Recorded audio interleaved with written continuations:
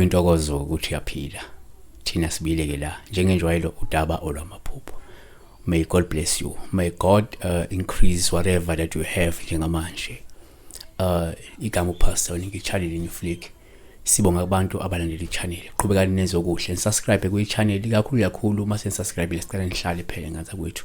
Ningabe sike niyahamba ngoba okuhlala ukubuyela ama video it shows support kwi channel nokuthi ikwazi i-channel ukukhula and generate BB revenue enough for sustainability. Namhlanje esibheka la iphupho lika Chill TV should umfollow uphuma lapha kwi Chill TV uthi molo pastor weningi ngicela ukubuza kuchazani uphupha intombi yami entsha engiphi izimpahla ezindala shulane usanda kuqonywa kubafo lapha usanda kuhlabala ngesinqanda amathesisha naku isinqanda amathesisha sivele simkhiqiza nje ngempahla ezindala ke asikusho kwabanye impahla ezindala zishinhlanhla yabona zisho kuhle yabona kodwa ke asenze kanje thina asikuboni kuyinto enhle impahla ezindala.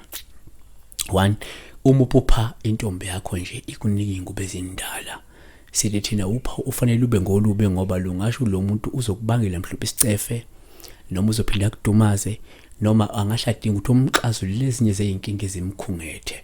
Proverbs 5:20 why be captivated my son by an immoral woman of fondly the breast of a promiscuous woman. 2 uma uphupha la intombi yakho ikunika lezi zingubo ke ezindala upha ungabeli usho ukuthi usohlangabezana mhlawumbe nezipati noma ke nehlazo empeleni noma ke nonya ngenxa yobudlelwano mhlawumbe obunganabitheki nalomuntu futhi angase mhlawumbe akuthele nangehlazo. Proverbs 29:19 like better to live in a desert than with a quarrelsome and nagging wife. Yabona.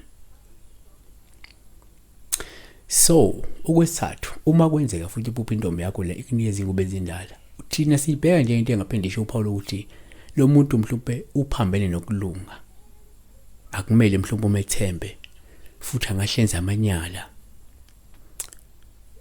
mhlawumbe aphinde akululaze akushiye ukhungathekile. Proverbs 12:4 a wife with the strength of a character is the crown of her husband, but the wife who disgraces him is like a bone cancer. Sivaleke ngokuthi in general uma uphupha umuntu ekunikeza nje ingubo ezingcolile noma ecela ukuthi umoshele kodwa amanzi mhlawumbe angcolile lolu uphawu olubi ngoba esikhathini singilelisho lo muntu loyo noma nje omunye umuntu ukufisela okubi futhi kungenzeka agcine sekwenza kabi empilweni. Matthew 12:35 ithi a good man bring out of his good treasure what is good, and the evil man bring out of his evil treasure what is evil. So ngamanye amazwi ngokupossible ukuthi nje abanye bethi uma uphupha impahla ezindala zishinhlanhla yabona mhlawumbe kuyinhlanhla yabona kodwa ke esikhathini esiningi yiloko esikusho ukuthi suke lokuxwayisa lelo phupho lelo ngalowo muntu loya noma ngomunye umuntu ukuthi kufanele umbheke yabona kungaba nje uba sikhuluma la ngokuthi mhlawumbe intombi yakhe emnikeza impahla nawe kungenzeka uphuphe mhlawumbe indoda yakhe ikunikeza impahla ezindala bese ngale kwaloko mhlawumbe ekhambeni isathi senaxabana seniba nenkinga ufaka ngaphansi kwestress ufaka ngaphansi kwencindezi usugcina depressed yabona. So into enjalo lo muntu usuke kunamathutshana ukuthi angakufaka esimeni esithile singesihle nesinzima singaba incindezi stress pressure letside wena wekunene. Mina ngiyabonga channel akusike I video akusiyokugcina akusiyokuqala bheka lena bese uyobheka namanye amaningi musubscribe ku channel siyabonga uma ungasubscribe cha ungenza ukufanele ungasubscribe bese ulike le video eqinisekisa ukuthi uma ubukile video uyalike phela kanye usiyenza ngothando le video so ukhombisa la uthando usibukile ngiyabonga. siweni phansi lemadolo kuleka kuyo Jesu siweni phansi